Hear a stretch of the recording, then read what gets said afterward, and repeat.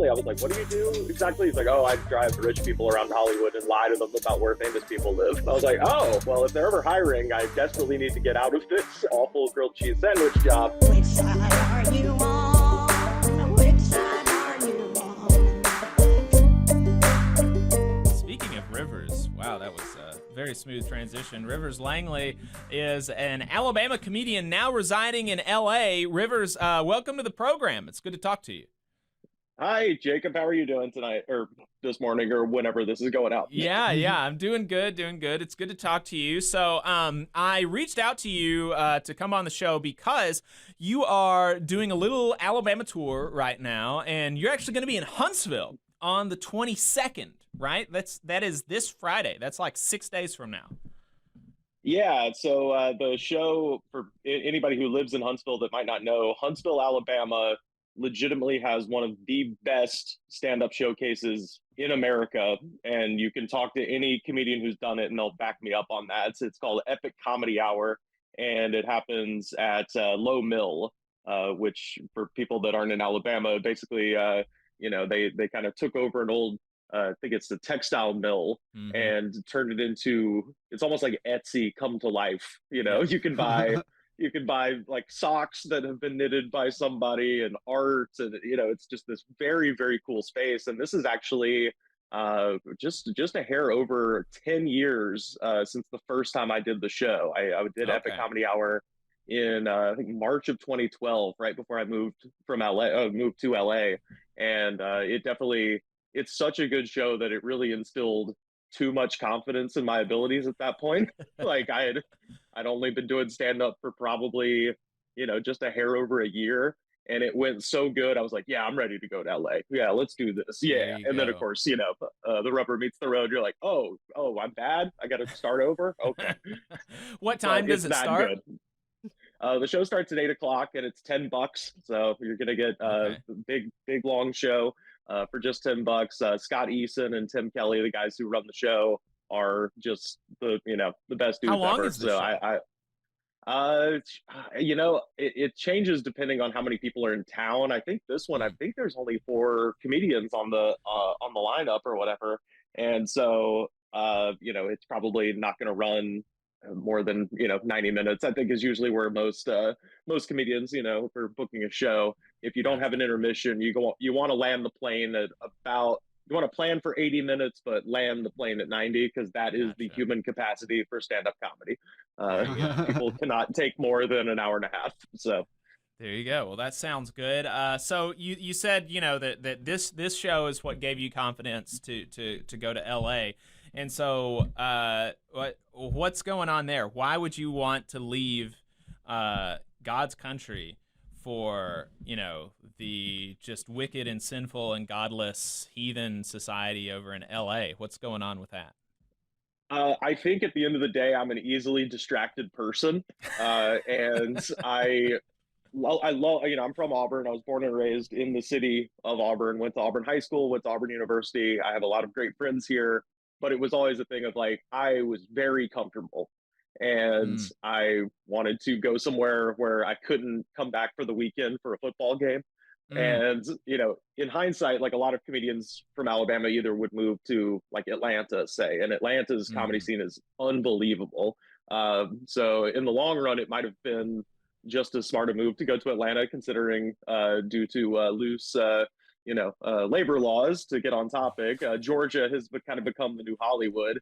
So it might have been smarter to go to Atlanta, but I was just kind of thinking, it's only an hour and a half, like 2 hours away. I'll probably just come back and, get distracted. So it really was about just, taking myself way, way out of my element. And luckily I got to Los Angeles, and literally within a couple of hours, I was like, never leaving. I love it. And I still feel that way.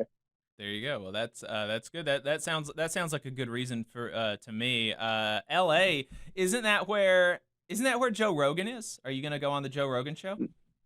No, Rogan left. He's in Austin now. He famously, that's right. he went to Austin, and he took all of the kind of sycophants wannabes with him. So it's actually, I really do salute Joe Rogan, because a lot of bad comedians left L.A. Not enough, but some for sure.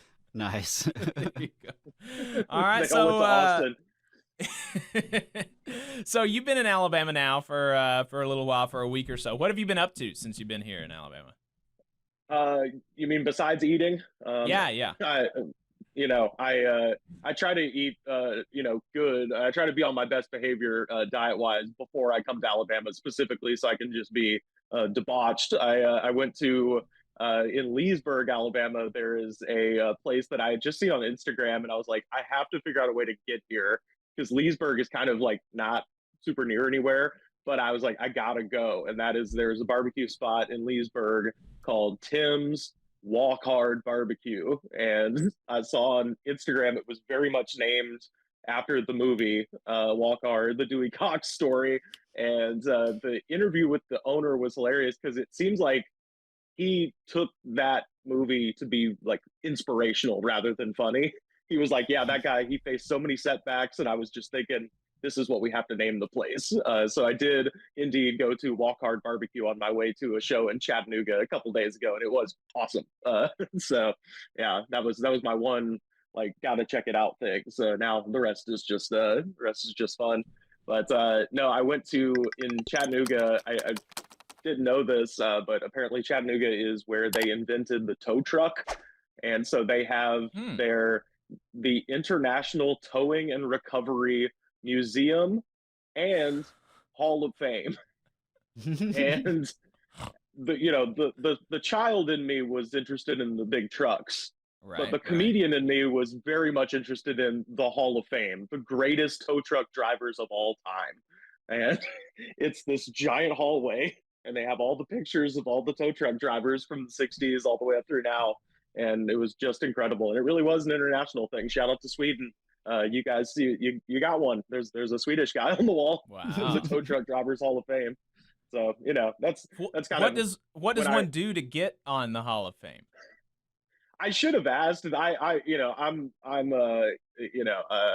I feel bad because I rolled up like 30 minutes before they closed, but I was like, I just want to run around. I just got to see it, And so I didn't really have time to grill the owner as much as I wanted to. So I'll have to go back and make some time to do that. But apparently, my friend Justin Ledbetter, who's a great comedian who runs a lot of shows up there in Chattanooga, is working on a comedy show at the Tow Truck Hall of Fame, and I'm like, I'll fly in for that. I'll make it a point. I will lose money on that. Yeah, because you're doing comedy around a bunch of tow trucks, and then I was kind of sad they didn't have any of the amazing portraits of the tow truck drivers on T-shirts, because that's kind of what I wanted. I wanted to get like a big shirt with one of the tow guys from the 70s. But at any rate, it was a great time. Yeah, that seems like that would be like part of the culture. That seems like an obvious thing. I don't know why they didn't do that. Yeah, missed opportunity for sure. But yeah, tow truck drivers sound like a great job in terms of having funny stories that they would encounter day to day. I just imagine they encounter some pretty wild stuff. I have kind of a radio related tow truck driver story. My car broke down. I think it was like my senior year in college, and I had a good friend who I worked with at a pizza place who also did sports talk radio in the afternoon. His name was Will Moon, still a buddy of mine. And I get in the cab with the tow truck driver, and we're driving, and we're just sitting there in silence, and it's kind of awkward. We're just sort of whatever, didn't say anything. And he turns on the radio, and Will is on, and I was just like, oh, I know him. That's my buddy Will Moon. And this tow truck driver, just not even looking at me, is just like, yep, that's him. Will Moon. And then nothing else got said. So I had to go up to Will and be like, listen, if a guy with a copy of Catcher in the Rye comes up to you, run. Yeah, it did not sound like a fan. Or maybe too much of a fan. Yeah, he did not like his takes on the Auburn Tigers basketball team circa 2008. That sounds like pretty controversial. Absolutely. Yeah. I don't rather think talk anyone about else politics has an with opinion. somebody than Auburn football. Yeah, that's right. Less controversial. Yep. So what's the kind of stuff that you watch on TV? Do you like watch the news, or do you just watch like comedies, or what kind of stuff do you watch? So I'm such a bad friend because I at this point have probably half a dozen friends, like people I know who have television shows on the air, and I've not watched them. But I'm I don't know. Yeah, I watch as far as just things I stay current with. It's basically down to I watch anything Danny McBride is doing. Anything that guy wants to serve me, I will gladly take. And then professional wrestling, and that's kind of it as far as like day to day like TV.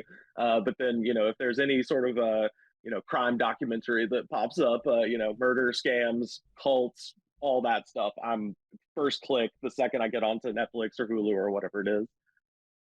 Yeah, when you combine the cults with the murders and like the conspiracies, that's when you're really cooking with grease. Like, Yeah. you got something Oh, there. have you seen the Love Is One one on HBO Max? No, I've passed through it and it's caught my eye, but I haven't checked it out yet. I, without spoiling anything, this woman turns herself blue. She takes so much colloidal silver that she literally is blue. Uh, it's insane. You should absolutely watch that one. Okay. Yeah, that sounds like a journey. Yeah. Oh, it's wild. Hey, 5 seconds. Just wanted to say that this is only possible because of our donors. If you want to see more of this, then consider donating yourself at tvlr.fm/donate. So you told me that in Hollywood, you are a tour guide. Yeah. Yeah. And that I'm sure is always very, nothing very, interesting happens there. It's just all totally normal people, and everything's above board and all that, right? Yeah, so I got into it just because I had a friend who worked at a tour guide place. My first job in LA, and fingers crossed, my last food service job. I worked at a grilled cheese sandwich store, um, and my buddy Kevin worked at this tour company next door, and we'd come by and get, he'd come by and get a sandwich, and we'd chat. And finally, I was like, "What do you do exactly?" He's like, "Oh, I drive rich people around Hollywood and lie to them about where famous people live." And I was like, "Oh, well, if they're ever hiring, I desperately need to get out of this awful grilled cheese sandwich job." And so I've been doing it since 2014 and absolutely still love it. The only time the job is bad, because I can handle, obviously you're coming across people that you're like, if I knew this person in day to day life, I probably would not get along with them, but they're on Right. vacation, they're on their best behavior. You can also always leverage people's kids against them if they start like, trying to get like, political in any way. You can just Mm. change the subject and just be like, "Oh, so what are you kids watching on YouTube?" And then they just take over the conversation. So Yeah. Well, I, and really quickly on the tour guides and tours and politics. There's like there's a few tours in Huntsville, and there's one ghost tour that they do every year around October. And one of the guys who is like one of the founders of it, he's a cop. So, there's that's may kind of give you I a did a little bit lot of of these ghosts. yeah. I did a lot of Well, these. yeah. That's I killed a lot of them, but no. So and as Alabama was made a state in 1819. Huntsville was one of the earlier settlements and stuff, and so this is all like pre-slavery. And Huntsville, there was like some Union, occupation or in Huntsville, and so some of these huge, big, fancy houses, rich person houses, right? They were owned by Confederates during the war, and some of them had it had this confiscated. And he was telling these stories about the attempted confiscations or failed confiscations of property from the viewpoint of the wicked white slaveholders, right? like as if they were the protagonists in this story. And one in particular, I remember him talking about how, oh, you know, this guy came out of his house and, you know, the Union soldiers were like, yeah, we gotta, you know, you have to sign a loyalty oath to the country. And he said, I'm not gonna do it. This is my property, and y'all get out of here. Because he stopped quoting this guy, and then he's back in his voice because he had earned it, right? He was a doctor. He had helped a lot of people. He earned this property, and this was his. And he had just finished telling us about how this little house over here was the servants' quarters, and I don't know why I didn't, you know, the servants, right? And so I laughed. Right. I laughed when he said that. He earned it. And he looked at me, and he said, well, he didn't he? And I didn't. I was with some of my wife's friends, and so I was kind of like you. I was like, I'm not gonna get engaged with this stupid, you know, segregationist Confederate guy. But yeah, it's crazy. So anyway, that's people are insane, and the things that they'll just say in public is wow. Yeah, obviously I'm trying to get a nice tip at the end of the day. So with Americans, I am so good at changing the subject. Anytime someone's just like, is trying to bait me into something, I'm just like, yep. Oh, well, if you look over to your left, that hotel actually opened in 1928 and was a favorite of Greta Garbo or whatever. I can just say something. But that's if it's Americans. Anytime I get, because we have a lot of Australians come to LA, because if you're refueling a plane from Australia, if you're going anywhere in America, you either stop in San Fran or Los Angeles. And so a lot of times, just to kind of get over the layover and get accustomed to, the time change, Australians will just stay in LA for a couple days and then go wherever they're going just to get acclimated. And so they want to see the whole shebang in one day, and that's when they would call me. So anytime I get somebody who's not from America, if they've got questions, I'm like, buddy, I will absolutely tell you, whatever it is. So they'll just, they're walking around, they're like, does everyone have a gun? And I'll just get right into it. I'm like, yeah, well, a lot of people, that was the only thing their dad did with them. So it's actually more like a representation of their father than a weapon. So just getting deep. Oh yeah, no. Well, and obviously, the big thing in LA, I mean, I don't even say it's not even like the big thing in LA. It's just a fact of life of living there is seeing homeless encampments, and so that obviously comes up a lot. And if it's Americans, I'm like, yeah, I don't know, that's crazy. Give me $200, But if it's Australians, I'm just like, yeah, it's a bad country, and it's a scam to make rich people money from the beginning. So. That kind of thing. So I'll get real radical with my international guests, because as I'm sure your listeners know, the most right-wing person, for the most part, fascist, crypto Nazis aside, generally in mainstream politics, the most right-wing person in the Western world would be, a centrist Democrat here. So, I always have to explain to people, I'm like, we don't have a left, we have two parties. One of them is a right-wing party, and the other is a death cult, and that's what we're dealing with. So, and they're like, "Really?" I'm like, yeah, pretty much.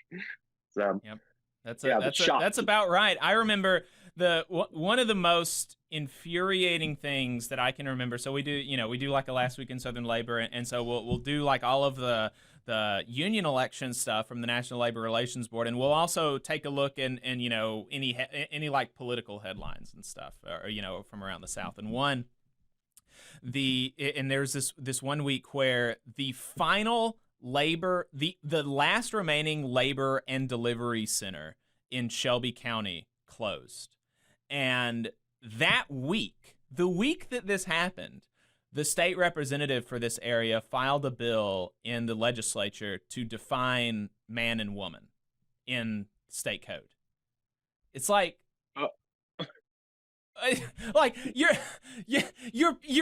constituents literally have to leave your county to give birth. Like yeah, I don't know. It's a death cult in the. Well, look, if we don't, if we don't sign this into law, then how will we know what a family is? Right. I mean, can we deliver a family into the world? No, exactly. But we can at least define it. That's right. Yep. It's Looney Tunes. That's insane. Well, so, Rivers, have you got any? I don't think that we're gonna have time to watch this TikTok about Yzma or Yzma from The Emperor's New Groove. But it's pretty funny. I wish we did have time for it, but I don't think we will. But were you able? You said that you'd try to watch The Emperor's New Groove and then the TikTok. Were you able to do that? And do you have any thoughts about it? If so, I honestly started watching it and then fell asleep last night after, because I drove to Birmingham, did a podcast, drove back to Birmingham, did a show, and I was like, I'm gonna try this because this is for Jacob, and then I fell asleep. But I think once I started watching it, I was like, I swear, I think I do in the back of my mind remember, a media cart being rolled into a classroom. I think I have seen it, yeah. weirdly. But all I remember is David Spade and Eartha Kitt, fantastic. Later a performance from her and John Goodman. So it's got a stacked cast, and it seems fun. I know it's one of those, I think the story behind it is that they totally ended up like changing what the movie was supposed to be, and it ended up being better, but didn't really do so well at the box office. But I think it's become kind of a enduring classic amongst Disney heads. But like I told you, I just aged out of it. I think that came out in like 2001 or something. Right. I had just turned like 14, so you couldn't get me anywhere near a Disney movie when you're 14 years old. Like, oh man, I watched Stone Cold Steve Austin throw people through tables, man. Oh yeah, right, exactly. Yeah, so wow, you were 14 in 2001. Yeah. Wow, geez, that's old. Yeah. Me.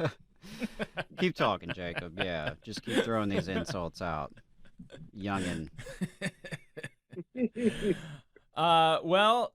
Rivers, is there anything else that you want to tell us about before we let you go? So I have a podcast that comes out every week. Sometimes we did talk about. I saw you were going to talk about Sean O'Brien later. We definitely weighed in on the fight between him and Mark Wayne Mullen, which just shocking finding out that a man is named Mark Wayne. Yes, that's not two names. That's one name. Yep. Yeah, which apparently his mother was like, I'm going to pay tribute to one of your uncles, but we'll see which. And then she just never separated them. So we cover stuff like that. We also review energy drinks, and we read insane YouTube comments. So we try to run the spectrum. We are, we're an entertainment show, but we definitely do weigh in on things that your audience would be interested in. But it is a comedy show, so don't get mad at me if I sound stupid. There you go. But yeah, the show is called The Goods from the Woods, and it comes out every week. Our episode that comes out Tuesday, we've got a holiday episode with Keith Carey from the Mean Boys podcast, and he's one of the cast members of Roast Battle from Comedy Central. Legit one of the funniest dudes in the world, and he brought his lovely lady Jordan on, and then also my friend Matt Brousseau from the Profiles and Eccentricities podcast. So we just stacked this Christmas episode, and it's real fun. But yeah, that comes out every week. Goods from the Woods. Find me on Twitter and Instagram at Rivers Langley. And if you guys are in Huntsville, come see me next Friday at Epic Comedy Hour. Or if you live in Birmingham, I'm going to be at, we've got a show that we do every year called Yellowhammered. It's me and my friends Joe Raines and Wes Van Horn. We started this show in LA in 2014. And then, life comes along. Wes moved back to Birmingham, and he's got a lovely family now. So we now do it once a year at Avondale. And that show is $20, and that gets you the show and all you can eat barbecue from Rodney Scott's Whole Hog Barbecue in Birmingham. So it's a pretty good deal. And we've got some of the funniest comedians from Atlanta coming in for that thing too. So, lots of fun stuff still going on, but yeah, fun. That is on the 27th at Avondale in Birmingham, and that's a Wednesday night. But get a whole supper out of it. So come hungry. There you go. Yeah. Well, I'm unfortunately not going to be able to make it to the Huntsville one, but I may see about skipping and hopping down to Birmingham for that, because that sounds like fun. Yeah, absolutely. Please. Yeah. Last year, because we've been doing the show for a while, and the catering last year was we had pulled pork and chicken and beans and slaw, and that was it. And the crowd, I got to be honest, like usually those crowds at those shows are good, but not like hot, if that makes sense. Like everyone's laughing, but it's kind of like last year we had no dairy, we had no carbs. It was all protein, and the crowd was super hot because no one had the itis. And so I told Nick, I was like, no mac and cheese ever, just barbecue and beans. Give these people straight protein. There you go. And there will be alcohol there. That'll presumably be an additional cost to the 20, but there will be beer there, right? Yeah. Okay. Oh, it's a brewery. Yeah, there's unlimited beer there. Yeah. Okay, good. There you go. All We right. dare you to drink all the beer in the brewery. There you go. All right. Rivers Langley, the goods from the woods, Alabama man from Los Angeles, at Rivers Langley on Twitter. Thanks for taking the time to talk to us. I appreciate it. Thank you so much for having me. You guys rule. Keep doing what you're doing. Power to the people, and we'll see you soon. All right, there you go. Roll Tide. Boo! You had to throw that in to the Auburn fan, right? That's right. All right, so there we go. Rivers Langley. Check them out on all the different places. Yeah, absolutely. Always great to have comedian friends, and love to see the comedy scene here in Huntsville thriving. That's great. Yep. One of these days we're gonna do up the studio and rig it up so where we can have a third host, and the third host will be a comedian. That's what I would like to do one day. And then the show won't be so dull. Okay. Sure. Yeah. Whatever floats your boat. Whatever floats your boat. We'll talk about it. All right. And we'll just see how it goes.